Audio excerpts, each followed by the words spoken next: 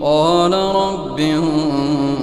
انصرني بما كذبون قال عما قليل ليصبحن نادمين فأخذتهم الصيحة بالحق فجعلناهم غثاء فبعدا للقوم الظالمين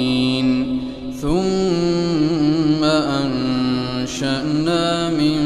بعدهم قرونا آخرين ما تسبق من أمة أجلها وما يستأخرون ثم أرسلنا رسلنا تترى كلما جاء أمة رسولها كذبوا